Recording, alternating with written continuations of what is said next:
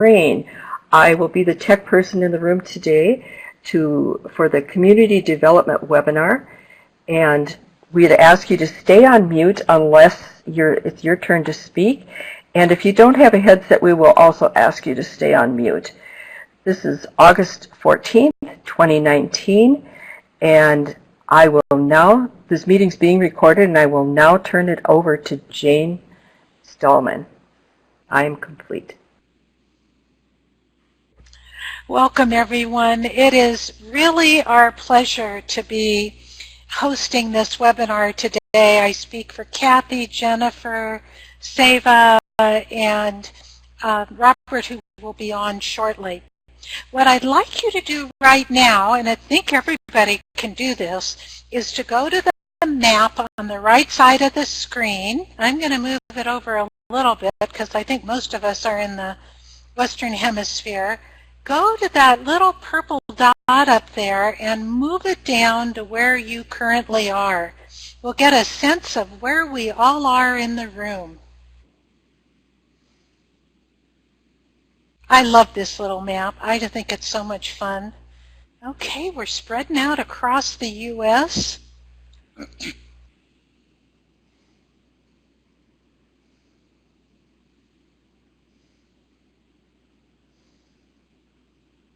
Oh, we've got clusters, don't we? Yeah. Let's get everybody up there. You can if you can't see somebody's name, you can kind of put your cursor over and click on it, and you should be able to see something.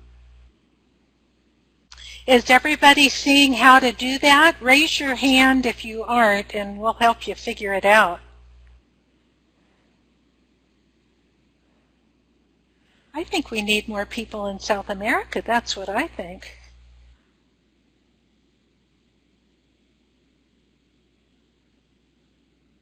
Okay, it looks like we've got a lot of them. Thank you, everyone, for sharing. Oh, it looks like Kathleen. Kathleen, you've raised your hand? I can't figure out how to drag it over. Go ahead how do you do and it? Speak up. Ah! Yeah, you just click on that little purple thing up there. At least it's purple on mine, and you move it down. And you're somewhere in here, I think, right up in there. That's Kathleen. It'll say me, but that's Kathleen Paulo. Thanks, Kathleen. The Bay Area is not highly represented, is it? Anybody else need help? Just raise your hand if you do. Okay, looks like somebody else is going up there. All right, well, let's go beyond that. We're representing a pretty broad swath of the United States, and that's exciting to see that this webinar that began as a Center for Strategic Facilitation offering in the Bay Area and the Institute of Cultural Affairs in Chicago has spread out and reached a lot of us. During that time, I have since moved to Ecuador since our early days of starting this. So we have one of us in South America, which I'm excited about, which is me. Let me just say a few things about the webinar. Kathy has already talked about muting, and the reason for that is if you are not on a headset with a speaker, any background noise is picked up and it really creates interference. What is our aim? Why are we doing this? There are many examples of outstanding community development work, and over the course of the last few top gatherings, there are some that have really stood out, and one of those is Jennifer Vanica, whose work with what used to be the Four Corners of Death neighborhood in San Diego and is now called the Marketplace Experience. Jennifer and I talked about the work that she did, and I just thought it was so exemplary that lots of other people needed to hear about it. And that's how we got it started, was talking at a conference about let's make this more widely available. And over the years, I've had the opportunity to work with Seva Gandhi, who is now director of TOP, Technology of Participation Programs. and have learned about all of the incredible work she's doing, both with Accelerate 77, which she helped to initiate and lead, which is a neighborhood mobilization program around climate change. And so I asked Seva if ICA would like to co-host this with CSF, and she supported it and is our co-host for today. So she and Jennifer will be presenting their case stories, and our intent is to share success stories of participatory methods that evidence profound respect and inclusive participation for the communities that they're intended to support. And not all stories of success are that kind of story, and Jennifer will talk a little bit about that more as well. But we're looking at participatory processes that enable communities to thrive and transform versus a top-down approach. So that's just a little bit of an introduction. As Kathy said, she is recording. I will be serving as host for this webinar, and will at points probably need to move the conversation along either with a presenter or with a participant. So I'm going to ask you to forgive me in advance if I need to interrupt to move it along. It's very tightly scheduled, and we are scheduled for an hour and 45 minutes. And of course, if you need to get up and step out to get water or bio break, you can go up to the little hand icon at the top of your screen, and there's a step away so that we know that you are not in the room. We will be doing some things that involve participation. If you're able to speak, great. If you're not able to speak, you can put an answer in the chat box. And I also want to mention that thank you for patience. We are in a situation where technology can be fragile, particularly I'm hosting and I'm in Ecuador. And there can be storms or electricity going out, or somebody decides they want to change all the Wi-Fi systems. So we have backup between Seva and Kathy and Robert when he comes on, of people who know how to keep the webinar going, and I may have to come in and out. Okay, so let's do introductions. And what I would like you to do, and Ned, we'll start with you. If you see the participants list there, we'll start at the top and go to the bottom. You'll want to unmute. And at that point, if you would just very quickly say your name, your location, where you are on the map, and the name of one community development project you have worked on, or a question about community development you bring to this webinar. And then Annette will go to Bridget, we'll go to Emily. So when you're done, just say complete. Also remember, this is a tweet. It's not meant to be more than 10 to 15 seconds long, so it's not a paragraph, a chapter, or a book. So Annette, I'm going to say that I'm Jane Stallman, and I live in Cuenca, Ecuador, and I worked with the San Francisco Community Development Project in the Tenderloin area for formerly incarcerated people who were homeless. Okay, can you hear me? And I'm complete, and I'll pass to Annette. I am Annette Custer. I live in Breda, Iowa, and I work for an early childhood Iowa area, and we do programming for 0 to 5. I'm done.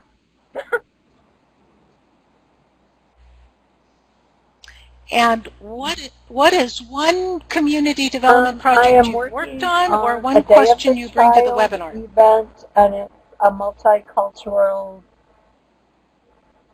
event in Storm Lake, Iowa. So I don't have a question to bring to the group.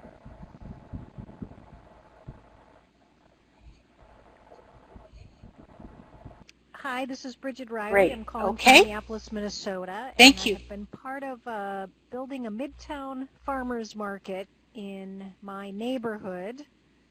That would be the project that I feel is closest to community development. And I'm complete. Emily.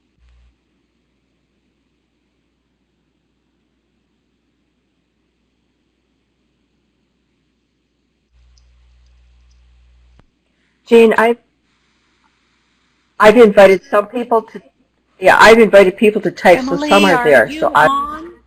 Or are you, she's typing. Okay, great. Emily, it looks like you're typing. Some others are typing. Janice, while Emily's typing, why don't we go on ahead to you?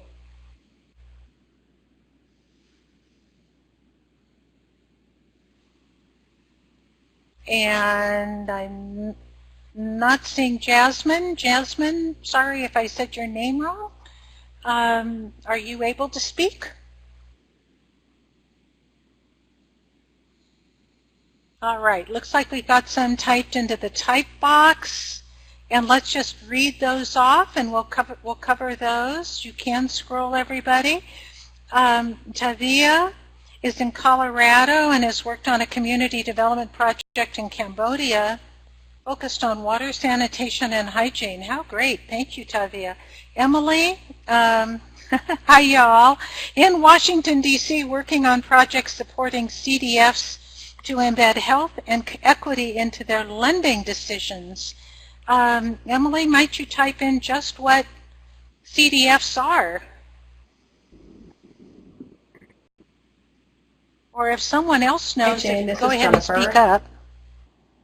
I could, yeah, so CDFIs are Community Development Financial Institutions. Thank you. And they've been very, kind of chartered out of the Treasury and have been a really important tool for getting access to capital into formerly disinvested communities.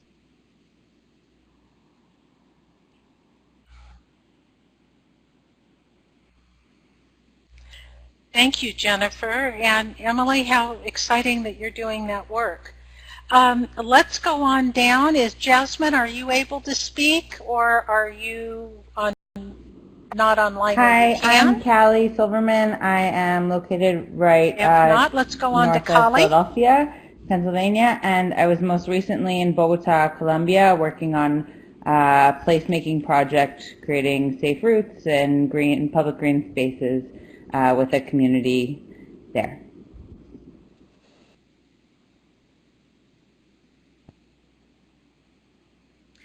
Hi, I'm wonderful. Ward. Thank you, Kelly. In the and Karina. State of Wisconsin in our Division of Extension. Previously did a lot of work in the state of Iowa focused on downtown revitalization programs.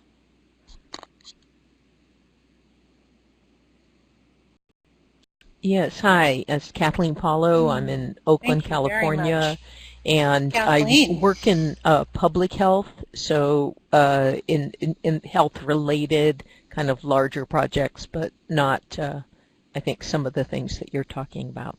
I'm complete.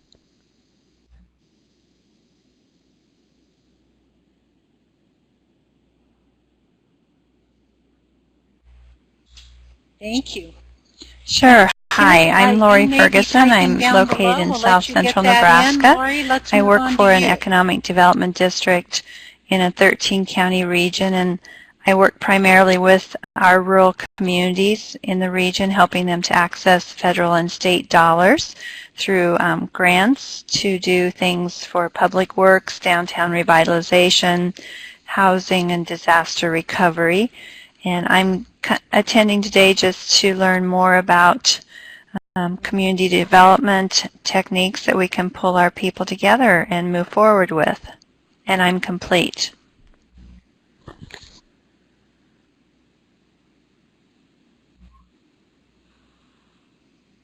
Thank you so much, Lori. Michelle, let's go on to you.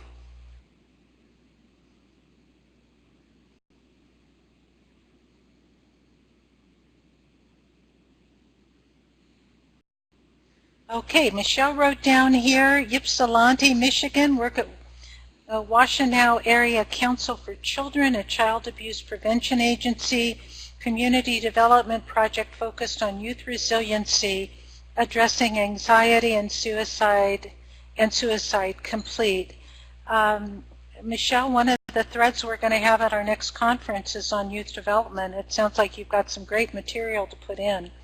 Let me just go up and read off some of the ones that have been put in. Emily, I wrote off part of yours, and we got the CDFs and what that is. I think we've completed yours, perhaps. Kent is in Omaha, Nebraska, working on getting a renovated soccer field in our local park. Fabulous. Robin is saying she's in Philadelphia. I know we got an email that she was on the train and had limited access till she gets home. And we just covered Michelle, and there's more on Robin. Worked on a community park, a food co-op, and a workforce development project. Okay, all of those were great. Now, who don't we have yet? We've got Michelle. How about Ricardo? Ricardo, are you on, and can you speak?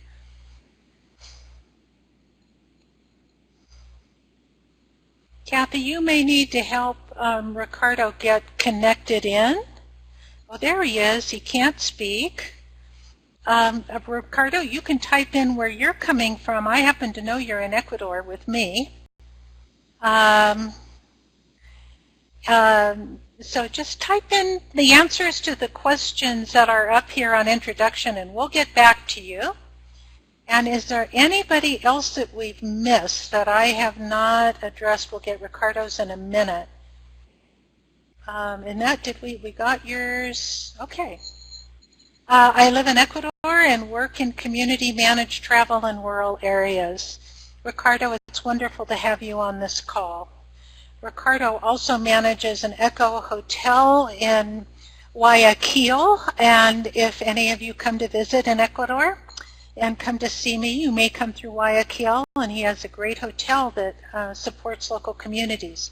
All right, have I missed anybody? If so, wave your hand wildly so that I can see and we can get you introduced. All right, now what I'd like to do is just real quickly go up and have Jennifer, Kathy, Robert, and Seva I'm do Jennifer a quick Vanica, and And Jennifer, let's start with you. It's hard for me to say I'm retired. I haven't gotten used to that yet, but I worked for 20 years in resource development, doing major capital campaigns, and then 20 years leading a charitable foundation that did community development work in southeastern San Diego.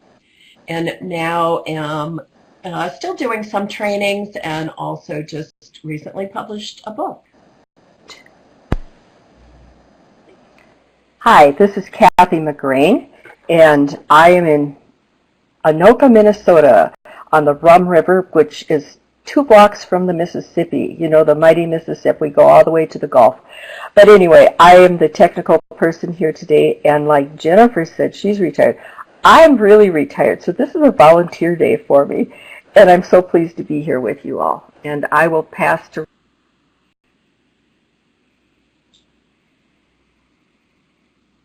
Hi, this is Robert Quintana Hopkins, and I'm in the San Francisco Bay Area, and I'm a part of the Center for Strategic Facilitation, and so I train and facilitate using top methods. And I'm based out of Chicago, and I've worked on community development in both programmatic ways and in comprehensive development for past 10 years, sort of all over, and I pass back to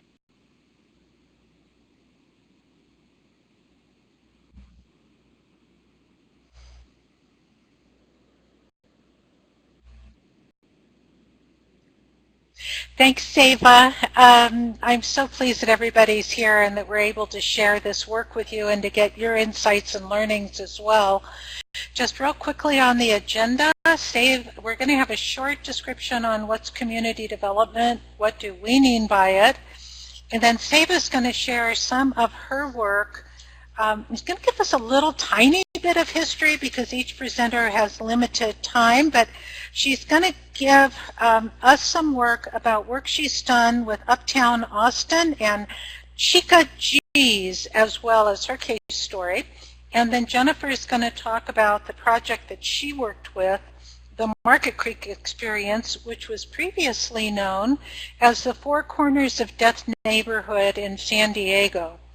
Once we've gone through this, and you might want to have a piece of paper and a pencil nearby or a pen, We're going to talk about what are some questions of significance you have across the two presentations. And then we'll talk a little bit about, we'll have some chat boxes, we'll look at what are we learning, what are the insights we're gaining from what has been presented, and then we'll end up with looking at what are some resources that are available. Jennifer has compiled an amazing community development list.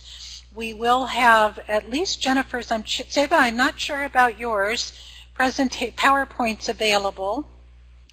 And Robert's going to finish us off with talking about the conference in January and getting your input and suggestions on other programs or projects that should be featured or at least known about at the conference.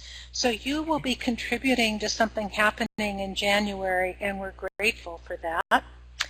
I now am going to turn this over. If there aren't any questions or any comments, so great to be with you guys today. When I told my husband I was going to do this segment, he started joking about, isn't that when communities develop? And kind of simply, yes, but I want to talk for a minute separately about community and then about development and how they get put together. I think a lot of us know that there are millions of definitions of community, but basically I think they come down to being defined by their connectedness and by that sense of interdependence. And there are today many types of communities that we talk about, like work communities or communities of practice, which are professional networks. We talk about identity networks. I'm part of the Black community or Hispanic community or the LGBT community. There are communities of faith. There are social networks, which used to be defined by relationships, but now are kind of like-minded internet connections. And certainly that's shifted over time. And then there's geography. And this is really the context I want to talk about most today, which are communities defined by where people live and also on that kind of social and psychological attachment, that people have to each other. Now, development, on the other hand, you hear it a lot around, developing a community, meaning revitalizing that community or disinvested communities. And it's often referred to economic expansion and particularly the built environment. And it also tends to be referring to projects, not necessarily to people. So community development, I think, brings these two things together, and it's a focus on people and place and projects. Now, internationally, community development's been around since the 1930s or maybe a long time before that. So some of our friends from Ecuador or those of you who have worked in Cambodia or Colombia, perhaps could share in the next webinar. I'd love to hear about your experience. In the U.S., though, it really came in response to urban renewal, which were projects focused on physical changes that were really done at the expense of people.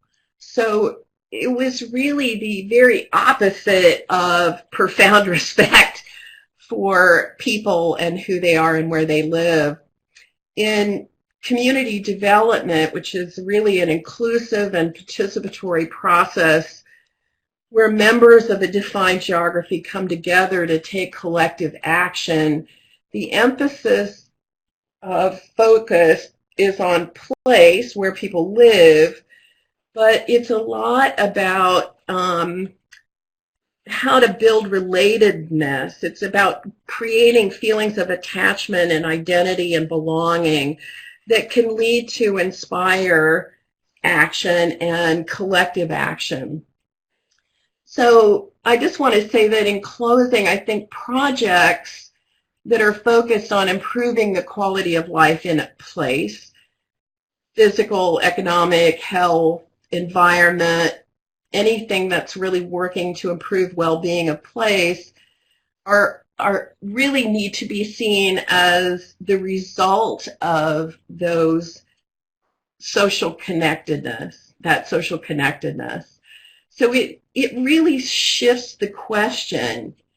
It really starts focusing on how you do the work, how you go about getting that soccer field or that farmer's market as an example. It changes the questions to what is that new possibility? What is that new conversation we want to occur? And how do we develop the capacity to actually work together to create the change that we want to see? So I'll just stop there, and Jane, either turn it back to you or go ahead and turn it over to Seva. So Jane, if you want to jump in with anything around questions, that's fine. Otherwise, I'll just turn it over to Seva. And I wanted to just say a word about her before I do this, because you can see on her bio that she's the Director of Programs and Partnerships with ICA, the Institute for Cultural Affairs. But she has not only been an organizer and a social justice advocate and community development professional with ICA for 10 years, but she's also really active on the faculty of the Asset-Based Community Development Institute. And I think in that role plays a really special role advocating for community-driven development. And wow, Jennifer, thank you. I didn't know I'd get such an introduction. I just wanted to talk a little bit about, so this has gone out on the webinar. We've promoted it all around, but specifically also to folks who have potentially taken TOP courses or are interested in TOP. And so I wanted to kind of make the link between how I've applied our TOP tools, which are often taught in very sort of organizational contexts in community, and talk about sort of just my learnings in being in this field for quite a bit of time, and then just share a quick story or two. And I wanted to start really quickly with the history of TOP tools for folks who don't know. Is that TOP actually started, or it's not, the origins of TOP are with the Institute of Cultural Affairs. And originally, the Institute of Cultural Affairs was started to get social justice organizing back into the Methodist Church. And that's where lots of folks have come together and to have a really radical way of what it meant to be a member of the church. What it ended up looking like is folks moved to a particular area of Chicago called Fifth City, and we're working alongside community members to try to do comprehensive community development. And there's Iron Man statue that's in this picture is still there today.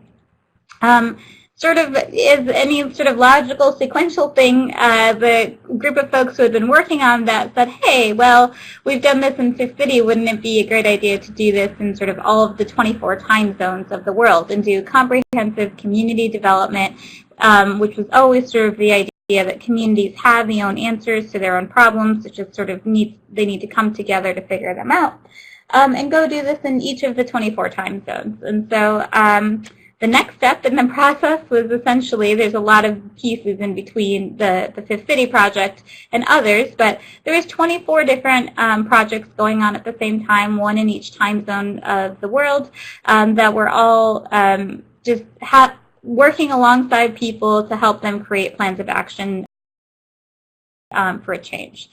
And one of the things that happened during that time is all these ICA folks, and this is, I'm going to put in the somewhere at around 500 to 1,000 people at least, who are in all of these places all over the globe doing this work.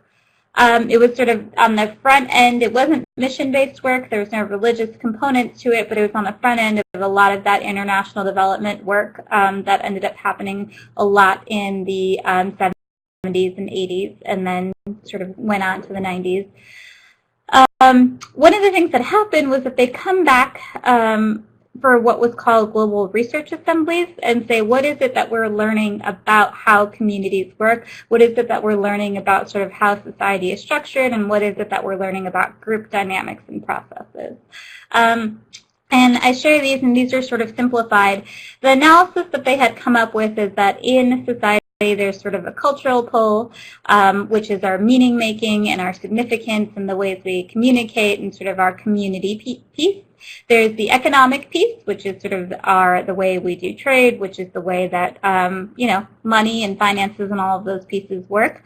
And then there's the political piece, which is about how we govern ourselves.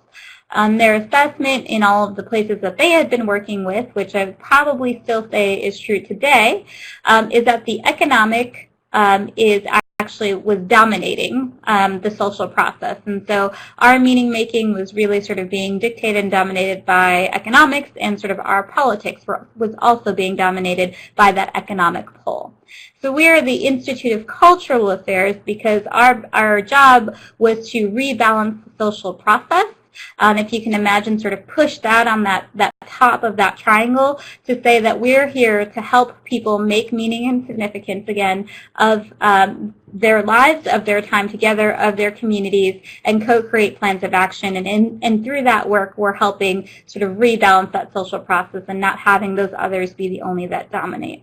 A little while later, we've just sort of abstractly added this globe to this ideal world where all of that is taking place, the cultural, economic, and political on a finite planet with finite resources, and in the imbalanced world, which we're in, that the world is also open and the environment is also open up for that commodification, and that economic tends to dominate even our relationship to the globe at large. So that's just a little bit about this. Is through all of that work, through doing all of the community development projects, came up with the social process triangles. And also what I would say during this time when they come back, there is also the distillation of what you know to be top methods today. So, hey, this works no matter if you use words or don't use words. This works if you use images. This works here, or this doesn't work. And so all of the things that we sort of are simply calling top tools nowadays. We only offer 13 courses. There's files, like so many more file cabinets and so many more tools that were created during this 20 to 30 year span of doing this kind of comprehensive community development. So that's just a little bit of history. One of the things that I think, just as a community development practitioner, I'd say that I just feel like it's a shifting field between then, the past, which would have been sort of when ICA was around doing stuff, and there was a lot of church-based organizing, when LISC popularized organizing, and even sort of the Jane Addams, or what I call the programmatic model to community development, and sort of the past of how all of this happened, and the way that sectors and field move is that once enough people start doing it, it sort of becomes a field of study and it becomes professionalized. And people go to school for it. I myself I studied community development for my master's. And what that means is when you have people who are not actually from a place doing work on behalf of a place. And that's not new. LISC did that. Church organizers might do that. But large swaths and most of the people working on community development came from that space. And so that sort of just leads me to why participation, as the word that we use in technology of participation, and participation in the community development process is sort of mandatory at this time, is because it's not residents who are always creating the changes that they're trying to seek, and it's not always those who are most impacted by whatever is going to happen that are at the head of the table deciding what's going to happen next. And so that just underscores for me the need of participation in the process as you have these people who are trained as planners, trained as professionals, but not actually in that place day to day often, why participation would be paramount in any type of successful project.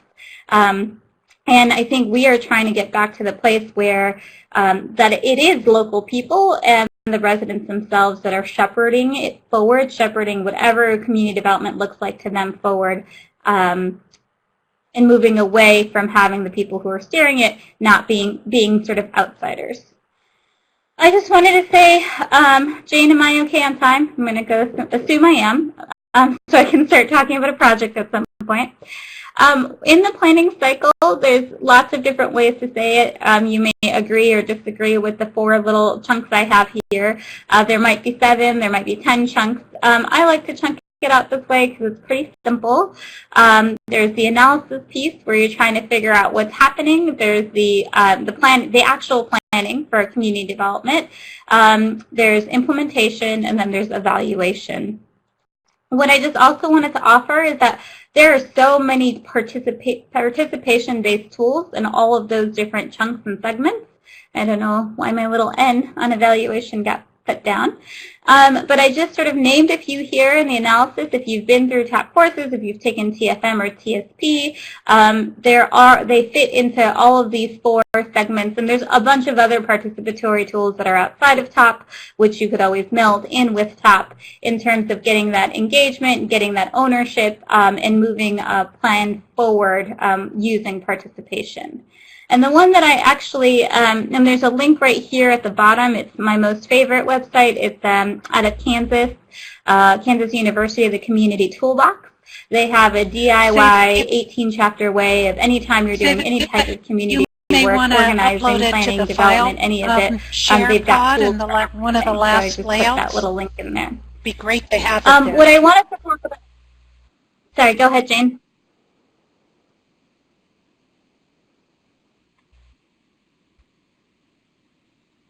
Okay.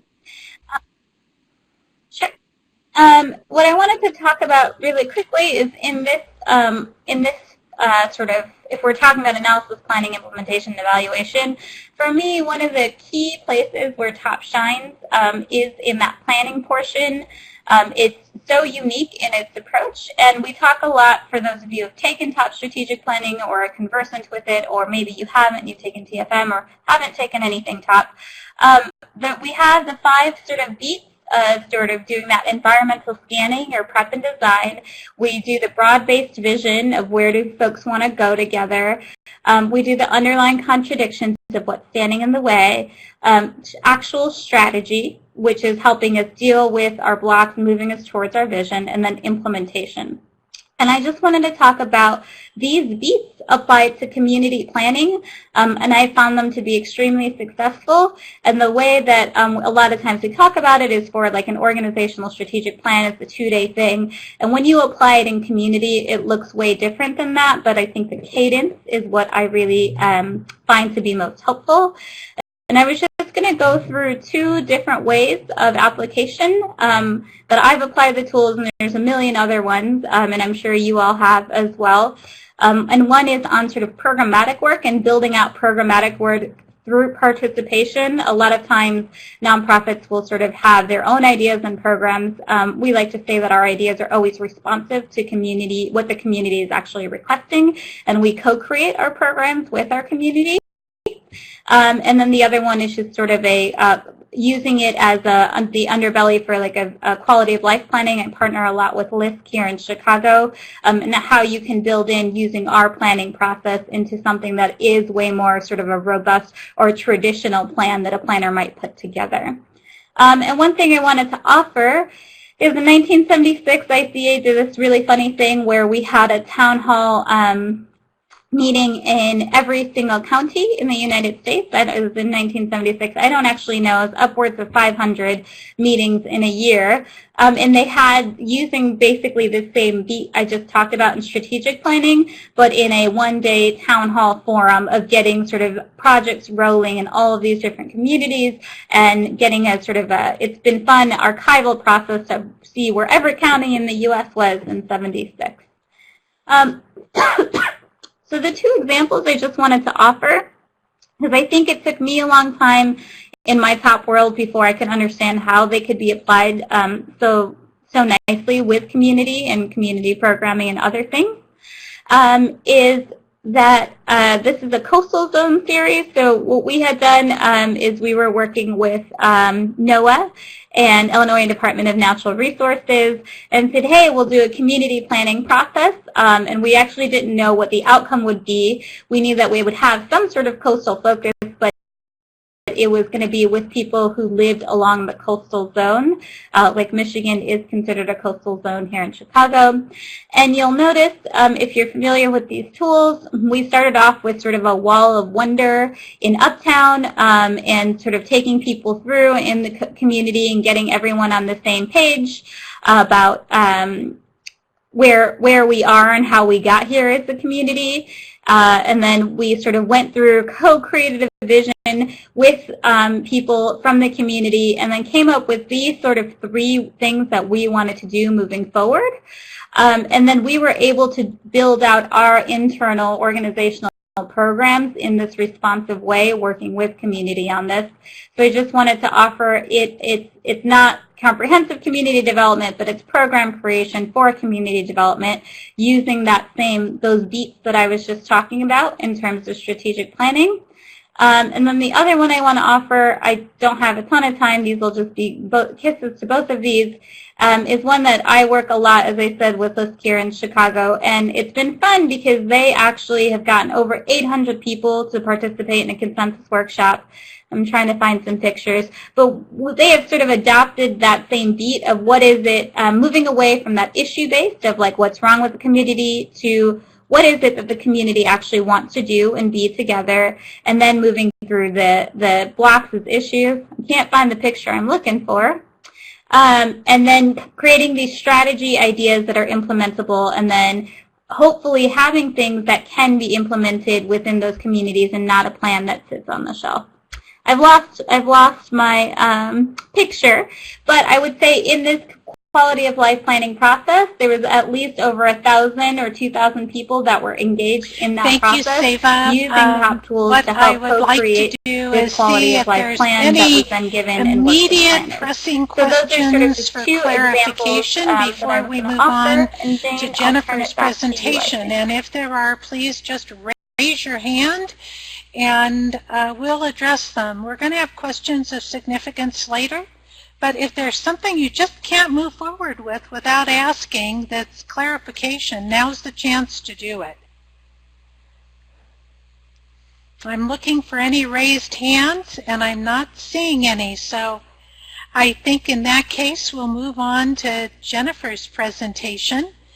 Seva, thank you. It was interesting to see the full, kind of a short but full history of ICA methods and how they came to be developed through work around the world with communities and organizations. And definitely want to learn more about your 2 examples. I'm wondering if you might want to put that book also that you showed for the last one in the file pod if it's something that could be shared here. So you're welcome to do that if it's possible. Okay. And that was Kathleen's question, are the pages available for download? And Seva said yes. Jennifer, I'm going to move it forward to you and have you share your work over 20 years in helping to develop with the community the marketplace experience. Thank you. Remember, if anyone has questions, let us know. I am going to move us to full screen. I hope that's okay. Jane, give me a shout out if that causes any complications. But I think it's... Is that okay? Yeah. Okay. So I am excited about sharing this experience ever so briefly, though today it occurred over a couple of decades. But as Seva mentioned, I liked your line. I'll be paraphrasing it, but really any organizer knows that people need to be the architects of their own destiny for anything to work and for it to be sustaining. But I happened at that time to be the CEO of a charitable foundation, and as you know, in the field of philanthropy, we really like to predetermine every outcome ahead of time, which kind of kills innovation and creativity and the ability for communities to really own the change. And this is really how this experience came about. Let's see. this is not moving for some reason. Am I on the... Yeah, it's right down here, Jennifer, at the bottom of the screen. I can do it for you if you can't see it. Okay, I got it. Okay. So so just briefly, I'm going to talk a little bit about what Market Creek was and what launched it, what made the experience different from what was going on around the country at the time, and spend most of my time on the approach and process we used, and then what changed. So in terms of what launched it, I just want to point out that before you start believing that all of San Diego are beautiful beaches and resorts, that this is what we refer to as the lovingly as the four corners of death: 42 gangs, 9 Tagger teams, long-term disinvested, high unemployment. But the big thing that people were struggling with is that there was no supermarket serving somewhere north of 88,000 people. And so there was a group of 14 of us in our funder group that decided to form a cross-disciplinary collaborative, and for the first time work across areas of interest. Some people fund in certain areas and wouldn't fund in others, and this, of course, then we all undid each other's work without thinking about it. So we decided to just test this and to start where residents wanted to start, which was eliminating a 20-acre toxic dump and securing a grocery store. What made it different is that Genesis really for me was a lesson I call a lesson from goats. So I was in Cairo training teams that were training other teams in the Middle East and Northern Africa, and I would see these economic projects kind of plopped in a village and very often abandoned. And when I asked people why, almost to a village, people would say, you know, we never really wanted it to begin with. What we really wanted were goats or beehives or things that we could relate to in terms of our economic future. But nobody asked. So when we got back to the U.S., we decided to ask. And by this time, I had been exposed to the technology of participation and saw it as such an important and blow-away tool.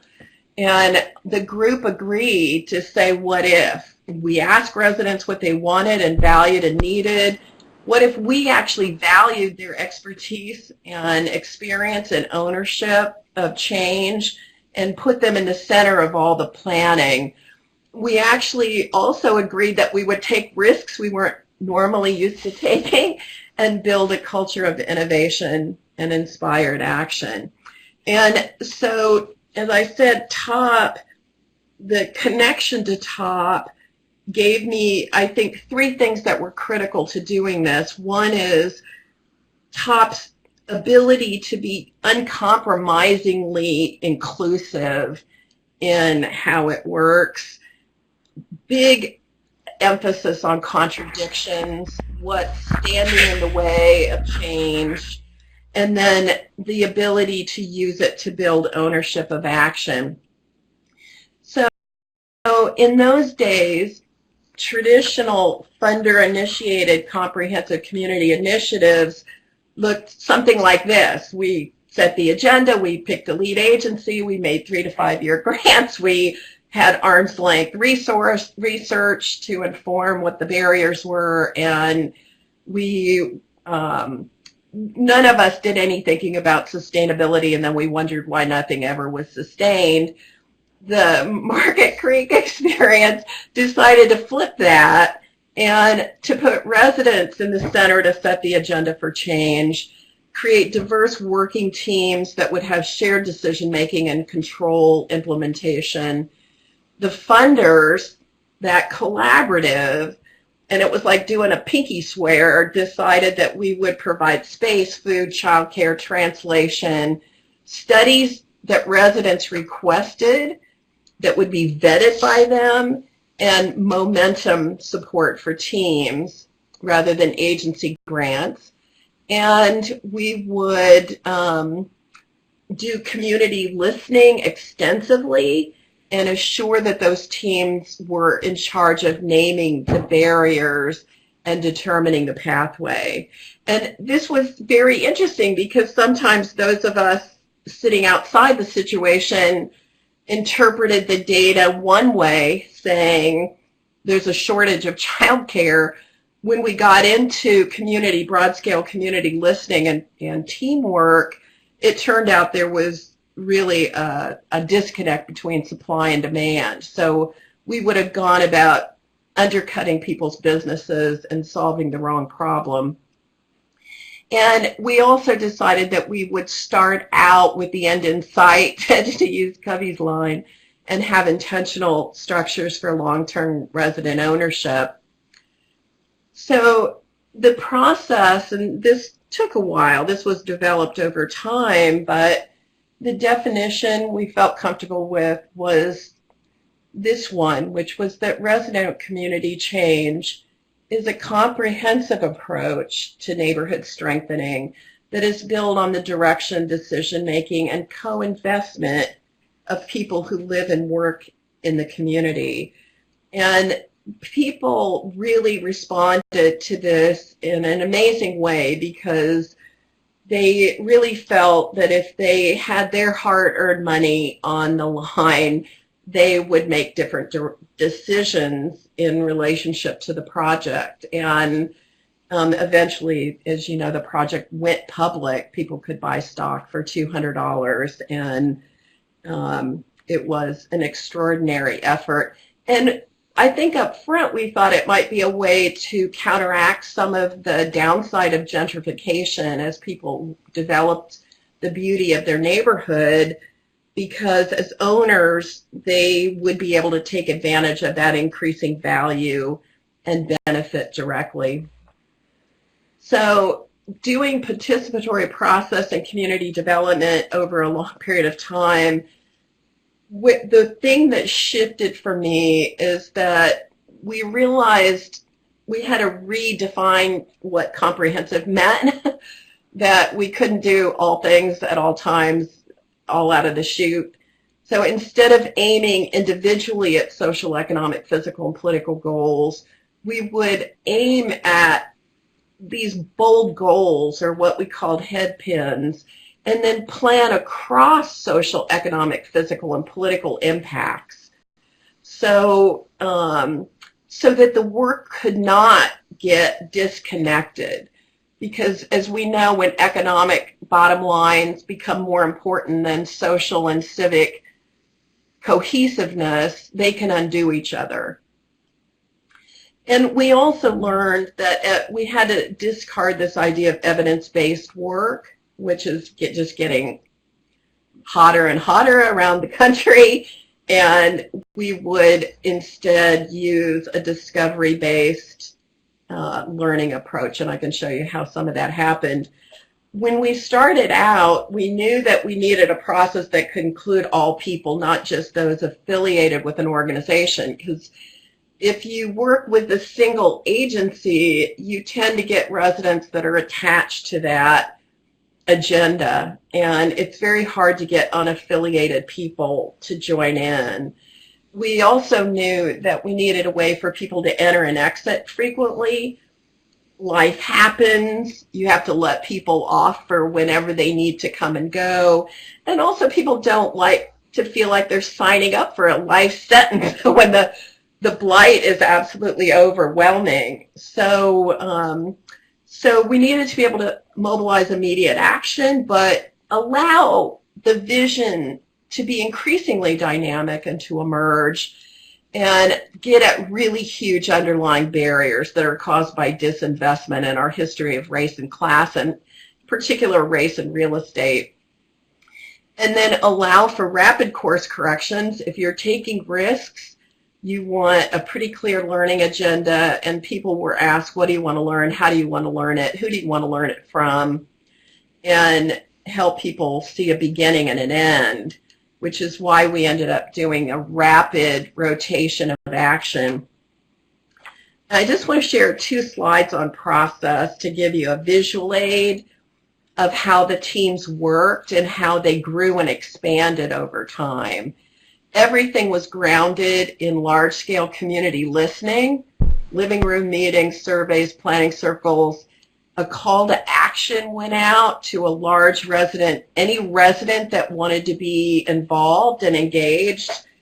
And that group really looked at how to define success around whatever that call to action was.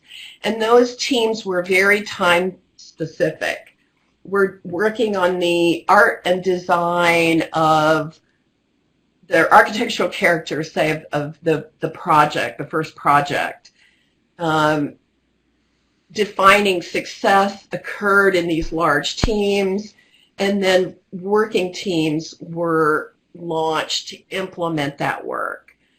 So where large teams were used, basically anybody who's interested, when you got to the working teams, there was always a conversation about who's really needed. If you don't have construction experience, we might not want you building the building. So these were they were still diverse teams, and they still brought very diverse representation to the table. But these were the teams that began to implement that work. So using the art and design or architectural character, this working team was made up of community artists, other community members that were into the cultural communities that were represented. There were about 9 of them. And this group would identify the barriers. This is where the big work around contradictions occurred. And this team also had to consider how capital would be raised to continue the implementation. Then everybody, since these teams were being initiated all the time, anybody that served on any team became part of the working team's forum. And these were big town hall meetings. So that you can see how that began to really expand over time. We went from 50 to 100 to 200 to 500. Over time, we had as many as 3,000 people involved and 44 teams. Now, that took a long time, but then these teams were all accountable to these larger community convenings or these town hall meetings. Now, Jennifer, just a quick note, you have another 3 minutes. Okay, no problem. So I just want to talk for a second about the working team process itself. And it used the TOP methodology integrated into this, but we called it laddering action, LADDER. Listen, activate, design, do, evaluate, and refine. It was easy for people to remember, and you could be consistent with the process. And we rotated this every 90 days, sometimes 120, depending on a benchmark. But it was about hearing from the community, mobilizing the teams, which is where relationships got built, setting the success, identifying the barriers, doing focused 90-day action, and then reconvening and celebrating. We did that thing. We maybe don't have the grocery, but we got rid of the old factory. So they were condensed down to where people could see things happening, and we could always course correct as we went.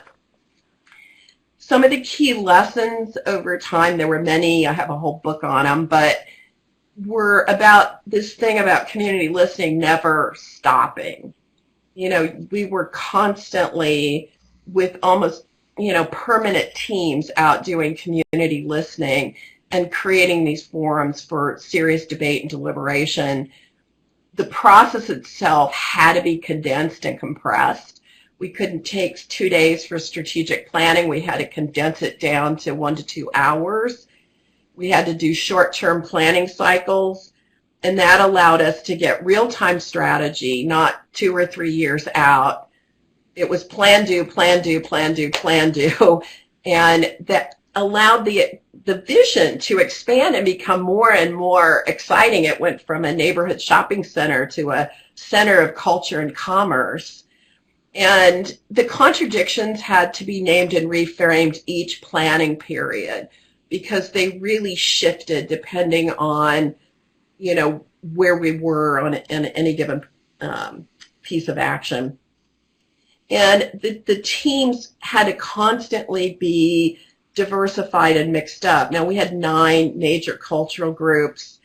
In some cases, people were working on childcare versus construction, but we still wanted to mix people up to get diverse perspectives on any given issue.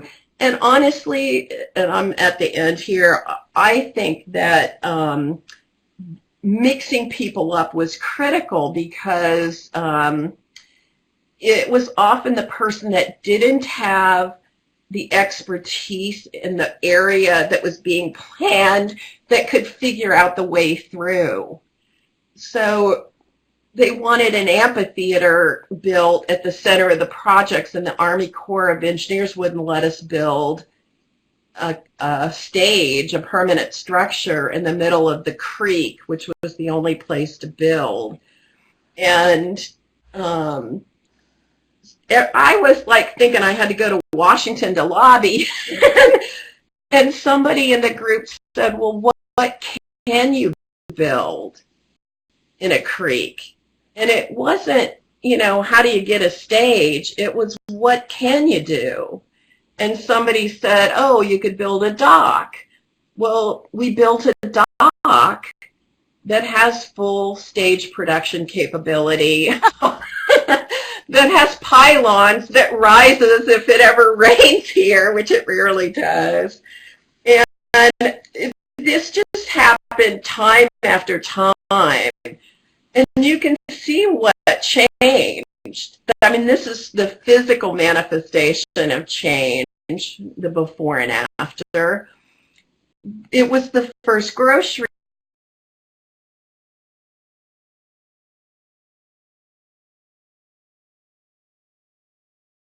It was 50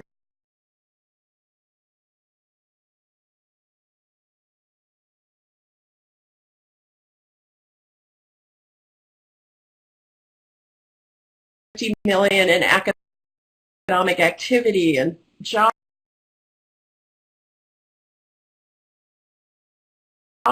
and probably $7 million worth of construction contracts into the community. It became a cultural destination, and you can see the woman getting her dividend check from the project through the ownership structures that were created. And when I interviewed people several years ago, what residents said would endure was this: lifelong relationships, and greater connectedness and pride and embracing of differences, and safer neighborhoods, a greater commitment to collaborative leadership, greater youth-adult respect and partnership, and a sense of belonging and personal validation, and a more resilient spirit. So it pushed us from having residents weigh in to having residents dream, decide, and do. And it pushed us from seeing people attending just a series of meetings or a one-off to a system of fluid teams over many years. For the funders, we went from seeing residents as clients or consumers of social services to really understanding their power as citizens and agents of their own future. And instead of being controlled by organizational decision-making, which sometimes can act against the public interest, there's now this community-wide shared decision-making. And I'll just end with this proverb, which I love: to go fast, go alone; to go far, go together. And Jane, let me just toss it back to you. Thanks so much, Jennifer. It's just Watching it again, it's as thrilling and inspiring as it was when I saw this, something like this 2 years ago. I do want to welcome new people who have joined us, and I don't know how much you've actually had a chance to hear, but I see one question from Kevin that is I think it's a clarification question, Jennifer, is how did you manage 44 teams? Well, our team actually grew over time, but our main role was to act as facilitators, and we would always train residents to do that with us. So over time, we started out co-facilitating, and over time, those residents could pick that work up and continue it. I think the work died when people felt like it was a committee that had to use Robert's rules. But the top methods we simplified, and it was wonderful. People were able to really utilize them, and they used us as resources as they needed to make sure that they had, strong training and good agendas, and it really led to inspired action because, there was a graffiti art team that turned out over time to create a social enterprise, and there are graffiti murals now on exhibit at the Art Museum, and they won San Diego's Peace Award for working across gangs, and these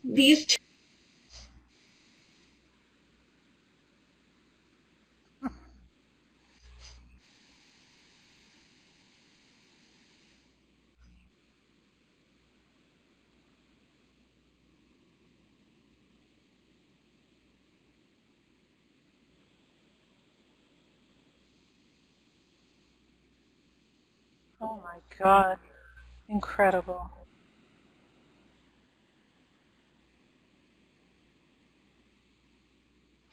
Jennifer, thank you for that response. And I know with both Seva and Jennifer's stories, we could spend a whole afternoon, a whole day just hearing more about them. But I am now going to move us forward to a discussion on what are, whoops, I think I went one too many. Any questions of significance that you have, thinking across Seva's and Jennifer's presentation, what are some of the questions that you have? And you can put them in the chat box, and I'm going to start us off with one that, as I listened to both of you, really struck me, which is when you have communities that are used to this top-down model rather than ground-up model, what did it take for you I mean, we have so many help examples build of residents top-down or members not working? But we also have a lot of ability examples to take of ground-up action, not to have working, ownership in a because of the constructive constraints way, on resources either and not access just to becoming certain types of adversarial or expertise. passive And, in the face of the history. So, a And lot of I it would had really to do, appreciate I like that any phrase, profound respect. any response you What have to happens that. if we get in the room together and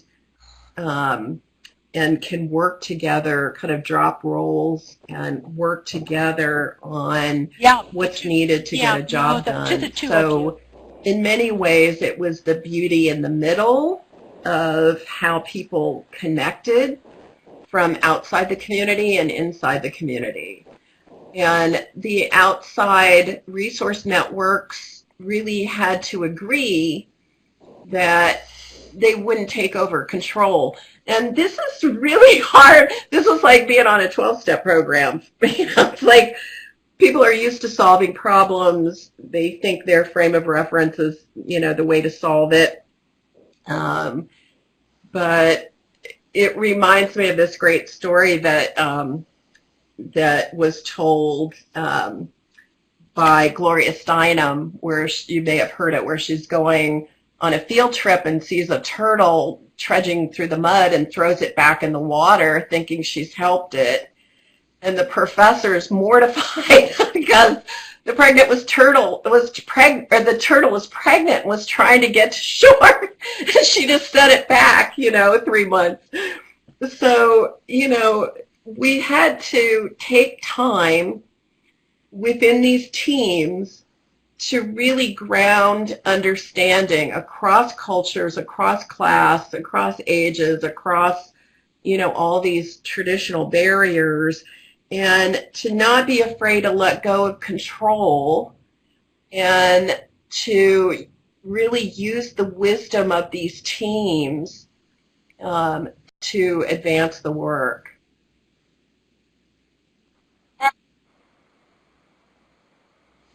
Yeah, I think I would just echo what Jennifer said. I do Chicago-based organizing, and LISC is from here, and there's still a lot of organizations who sort of operate out of power being zero-sum, and so if they are collaborating, they're losing their power. And so I think it's just long and slow and steady work, and I think it really does where the rubber hits the road is how things happen when you're in group, and if people are able to dominate. And I think what's so the only reason that I would point to our success would be because of the methods, because it does let you have that facilitative leadership, and there's a way to sort of not be in control. I think we also have the added confusion of funders and funders choosing one entity, and it gets all very complicated in terms of how to make sure people move forward together and don't have those control paradigms and hierarchical paradigms. But I think just showing up and constantly knowing that you're supposed to have questions and not answers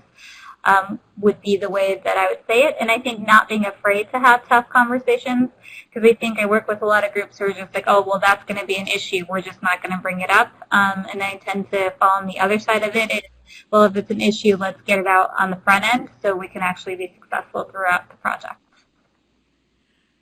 That's really great. Jane, can I just jump in one more time here? Because I think your point is so well taken. And when you've got perceived power in a group, one of the things we found is early on, the voice in the room had to be residents. Say with prisoner reentry as an example, the public sector partners could be in the room if they wanted to be in the room, but they weren't allowed to jump in and take over until a process had been completed with the formerly incarcerated. And that really helped shift. People were uncomfortable, but over time it helped shift whose voice became important and how people learned each other's voices were important. And the other thing was doing a lot of social events where people bring their kids and they do gatherings and do picnics and brown bag lunches and relate to each other as human beings first before they get into thinking this is some serious role they need to be in.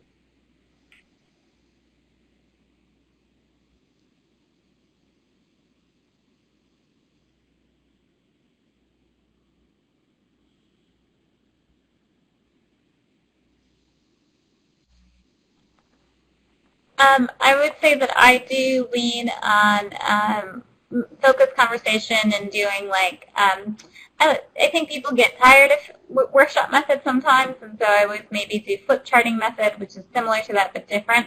But I do know a lot of folks who have used pictures, and I think I just go for the theory of it, which is we're not necessarily agreeing on the thing, but we're agreeing on the relationship. I see Kathleen's put a question up there. Right? And so would you either of you care to respond that to notion it? To whatever it is that we're working on. So I don't know that I have an answer for people who don't want to write out cards, but I know folks who have worked with areas with low literacy rates, and you might use images.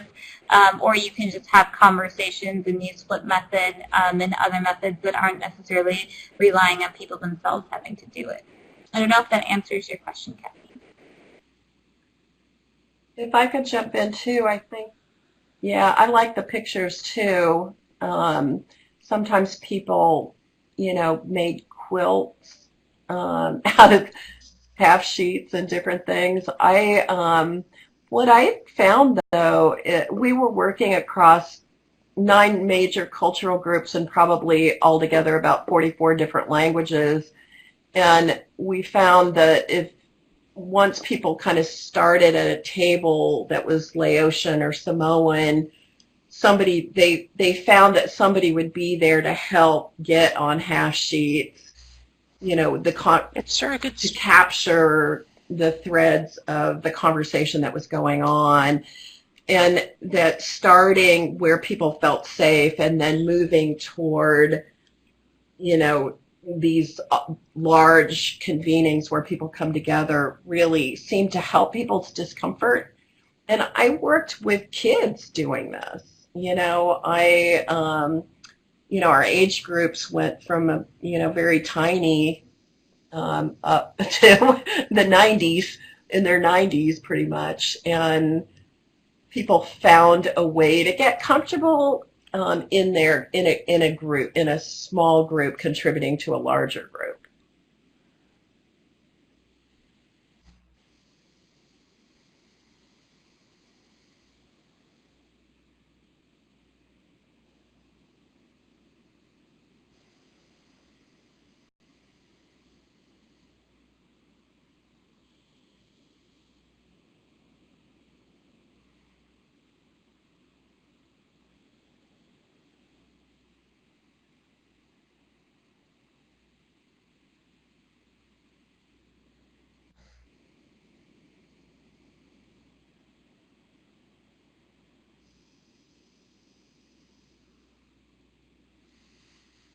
Thank you very much. And I'm not seeing any other questions entered at this point. So thank you, Seva and Jennifer. And I know at the conference we're going to have a lot more time to go into all of this. There's so many things to discuss. So now is an opportunity for those of you that have been listening to this to share some insights that you've had from this presentation.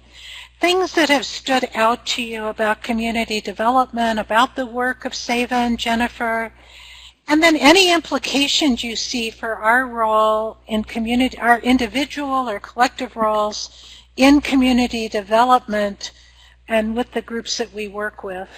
And this is a time for you to go to the chat boxes and write in. And I'm going to put in one that stood out to me, which has been a big bone of contention for me, I have to say, with foundations, is discovery-based versus evidence-based as a way to think about how to look at what will work in a community. I love that, Jennifer. So let's just all get our thoughts in these insights and implication boxes, and we'll have a chance to share some of those.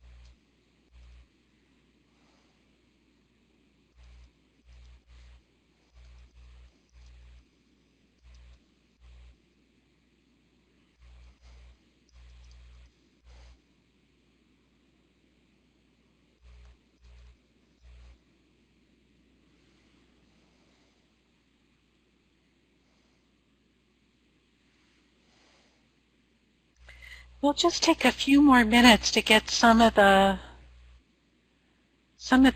insights that you have and some of the implications for our work.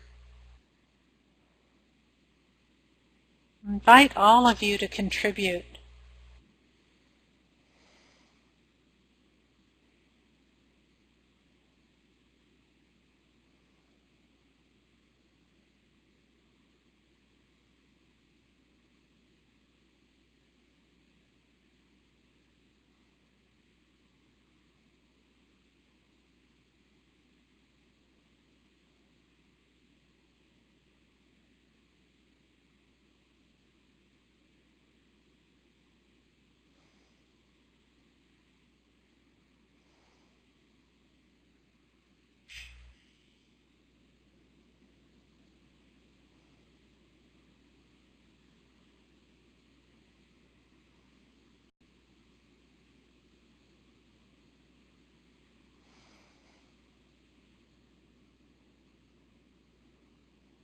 Looks like most of the typing has stopped.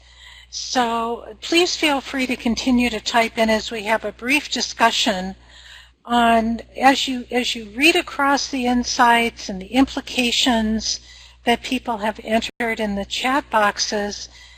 Let's hear what some of the key themes are from the webinar today that we want to remember, that we want to take forward.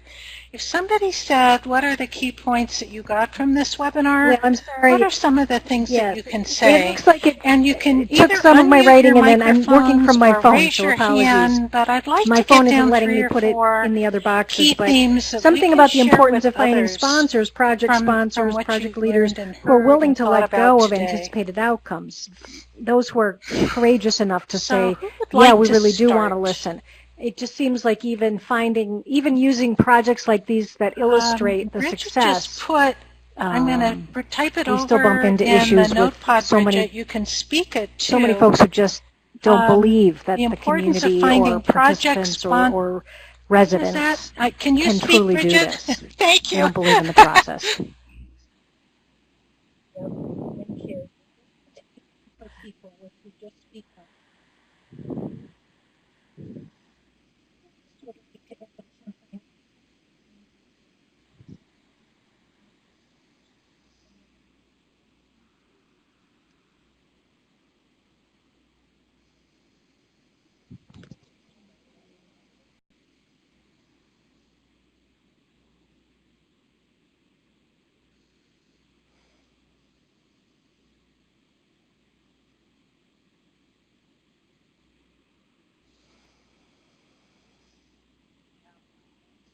Yep, thank you. And I'll type in for people if you just speak up. Who else would like to add something? I'm going to be taking notes, so you This can is just Kathy speak or Kane. type in the One of the chat things that box, and I'll stood out, and move it Kent over. commented on it too, in Insights. He said he'd Other second the things we're discovery-based taking versus away evidence-based, from and one of the things from I this found out that through we the want years to is share with if it other wasn't people, evidence-based, there wasn't any funding for or it. we want to So remember that's pretty in cool. particular. And a case study on this is a big deal, I think. Thank you. I'm complete.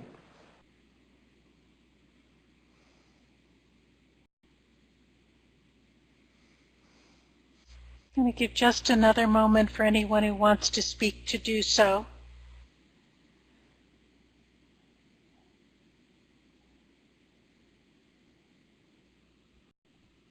This is Kathleen. I just want to say I just found it fascinating talking about kind of how quickly things were done. Working in government, you know, it just feels like, you know, everybody has their foot on the brake in terms of slowing stuff down. But Thank you. It's, you know, we're as humans and as residents, you know, I think it's so powerful. I'm going to summarize what you said, Kath. Forward progress and understand it in the larger context. So, bravo. Thank you. Anyone else want to add in?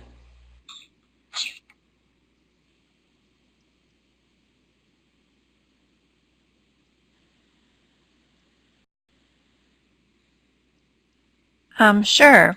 I just added that one of the sayings we have here in our office and that we often have to remind ourselves of is if we lead them to it, we have to drag them through it. And basically, that means if it was our idea and they didn't have ownership, then we have to drag them through it, and the end result isn't really as successful as if the community residents led the way.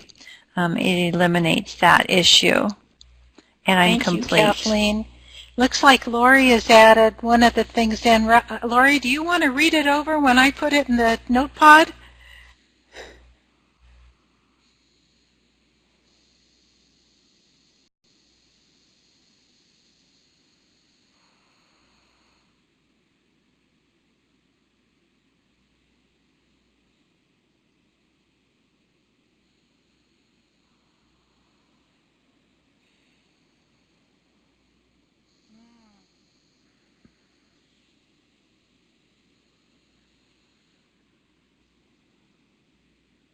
I almost forgot to unmute. Hi, everybody. So this is just a one-pager. That's another great some of phrase my to remember. We could put these up in the conference. But I have to say, and I quotes, am giving my own book a plug at the top there, which is Courageous Philanthropy. If there are any Somebody used that word a second ago. That you would like to how do we share? be courageous? How do we have a more courageous conversation about be surfaced?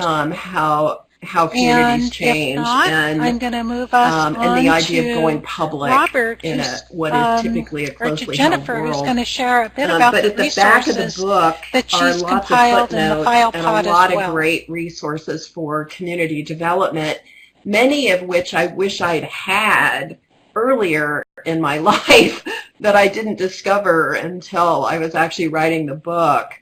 So I hope that you could take advantage of some of these. This was just kind of my quick pick among those. Certainly Peter Block and John McKnight's work on abundant communities and structured belonging, those are beautiful books. Trying to figure out what collaborative leadership should look like when you're one leader among peers instead of organizational leadership. Creative teams. I forgot to put the author on Decolonizing Wealth, Edgar Villanueva, but that's a really great book on that's challenging philanthropy to realize that we've been complicit with a lot of what we've done in keeping the problems going. I loved Bill Staples' book, which many of you have probably read and used. And then I'm just going to skip down because I also love this article called "The Value of Indigenous Ways of Knowing to Western Science and Environmental Sustainability," because, and there's a chapter in my book on evaluating change and how critical it is to have residents set the success indicators and determine what's working and not working rather than outside evaluators. And it took, I would say, multiple ways of knowing. And this, that article in particular, I thought is really great and really challenging to think about how we think about evaluation. So that's just a few picks. As I said, there's more at the back of the book. I interviewed extensively in doing the book, including about 50 national leaders in community development, and got an earful, I'll tell you, about what doesn't work and what stands in the way of change. So I really hope you will take advantage of it and call me and write me and let me know if any of it was important.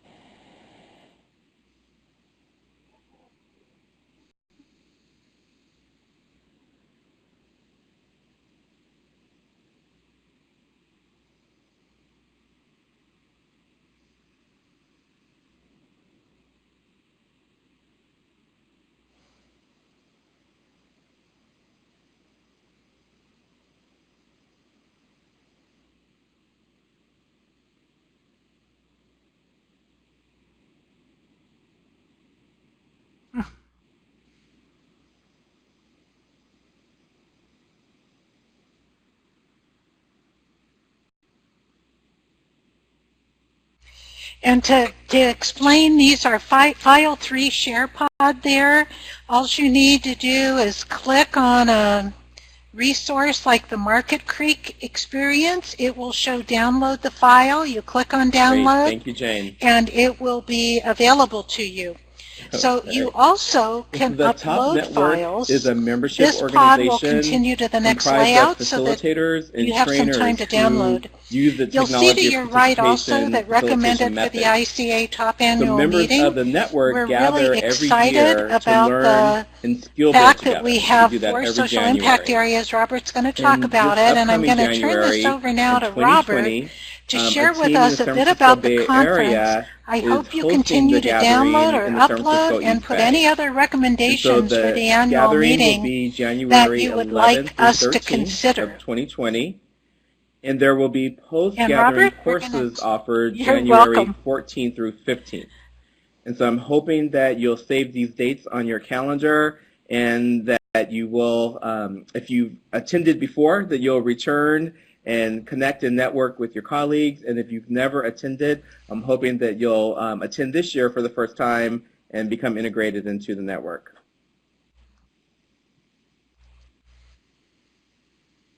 So one thing that we're excited about in 2020, or about the 2020 gathering, is that there will be a facilitated group activity around social impact areas. And so gathering attendees will self-select into one of 4 social impact areas that are significant in our society. And so you'll notice the 4 in blue, and you'll notice that one of the impact areas is community development. And so participants in each of the groups will explore trends within that social impact area. They'll share case stories and discern successful practices within that impact area, much similar to what we did today. So overall, the exercise will allow an opportunity for us to connect and to learn with others interested in the same impact area that we are. And then lastly, I want to make sure that you know about a course that Seva and I are offering. It's called the Community Development Intensive. It's a 4-day course that will be offered in the San Francisco Bay Area. The date is still to be determined. If you're interested in the course, please look for an announcement in the top newsletter, or you can contact me directly via email at robert@strategicfacilitation.com. And I'll pass it back to Jane.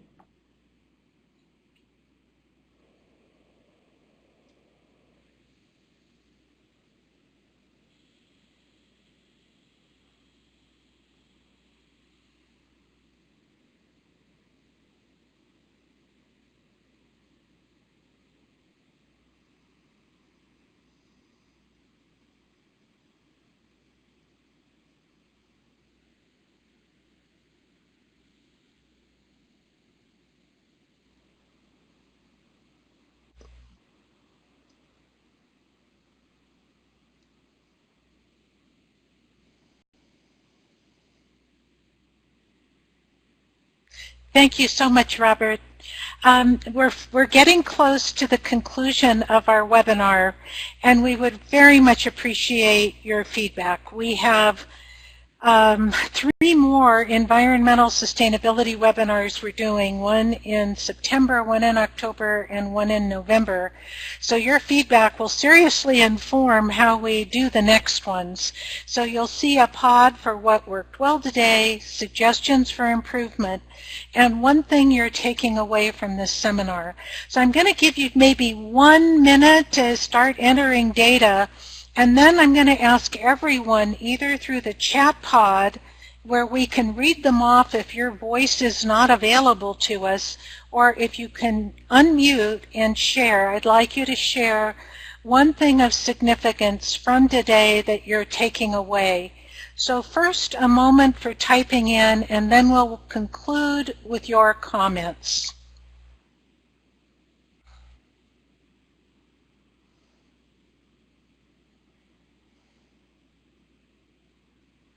And we'd like everyone to make a comment in here. It would be very helpful to us.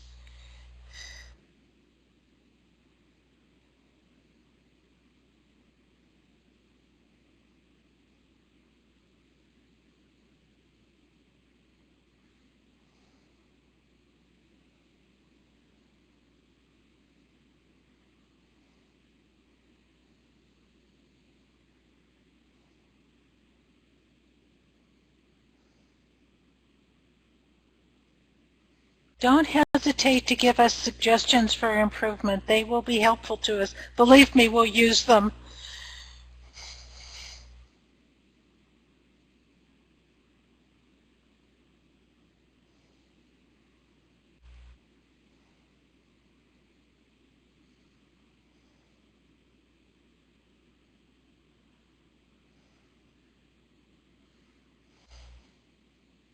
Christina, we're really glad you got here.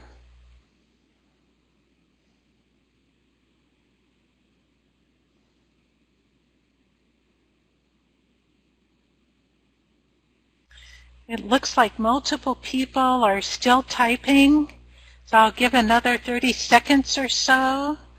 Please, those of you that have not yet taken the opportunity to give input, please do. It would mean a lot to us.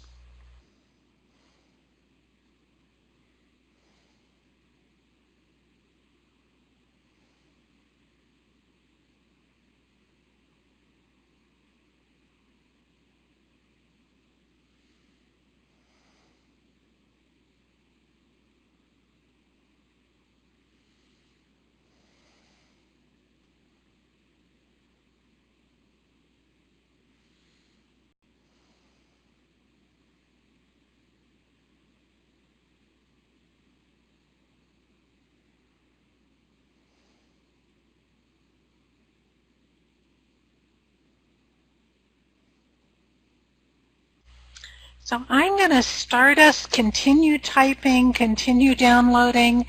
But Tavia, I'd like to start with you. We'll start at the bottom of the attendee pod, and then we'll go to Michelle and we'll work upward. Those of you that are on mute, I think one of my takeaways will be the argument for discovery-based versus evidence-based, and I'd like to do your name or maybe just more a little study bit on my before. own about that So, and Tavia, apply it like to hear the from communities you. I One work thing, with, and I'm complete. Okay, no voice, sorry. One thing that you are taking away, if you would just put that in the top chat pod, and we'll move on to Michelle. And it could be one thing you're taking away, an insight, something of significance to you. And Michelle and Tavia are both going to type, and let's go to Lori.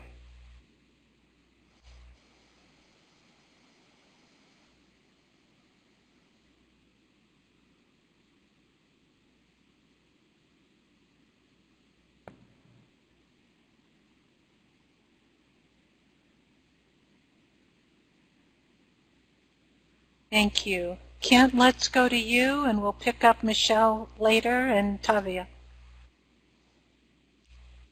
Oh, Kent also has to type. So Kent, if you would type in your responses, we'll come back and pick that up in a minute. And Kathleen.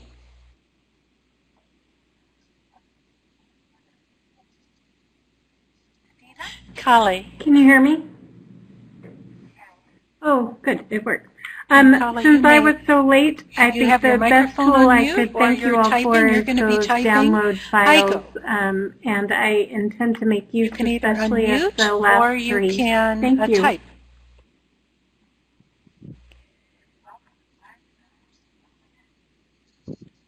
All right, let's go on to Emily. I think hearing from others about how you have woven the various methods into Emily, these are you able to speak, or are you going to type in? Was very helpful to me. Thank you for that. I'm complete. Looks like one or the other. Let's go to Christine. Christina? Yes.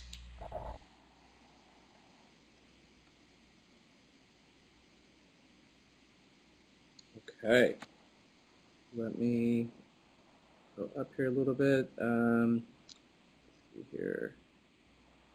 I see. You're welcome. Glad you got in for some of it. Bridget and then Annette. Discovery-based is often more effective, yet is undefined. Michelle says the importance and value of having discovery-based.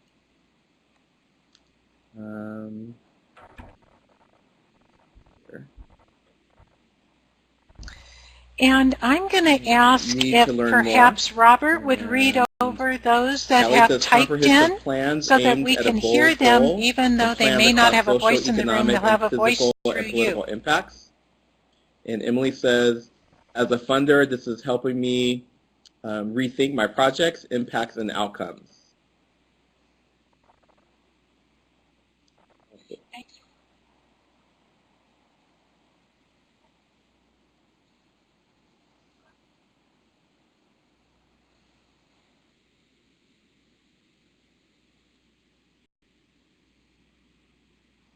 And I think I see Heigo had typed explain how they weave the top methods.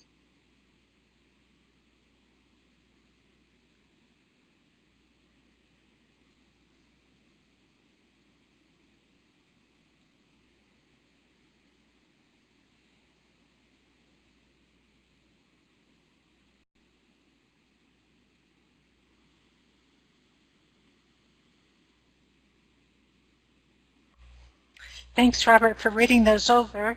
Did we get everybody's? Anyone else who wants to speak before we say goodbye? And thank you for being a part of this webinar and contributing. I don't want to prolong things. I just wanted to kind of end on this note that the projects are important, but when you go back to think about community, that it's not just about projects, it's about the ability of people to dream big. Thank you. Well, on behalf of our team, of our faculty team for this webinar, we all want to thank you across all of our and express our appreciation for your attending, being attentive, for us to have a national contributing movement to around it, and we hope we'll continue to be in all dialogue with you the one way or another over the next several months. So thank you all, and we're going to say we're complete. This is my first participation. I enjoyed it very much, and will be involved in other webinars. Thank you.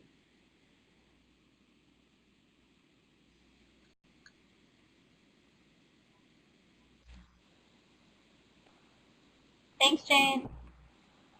Thank you, Jane.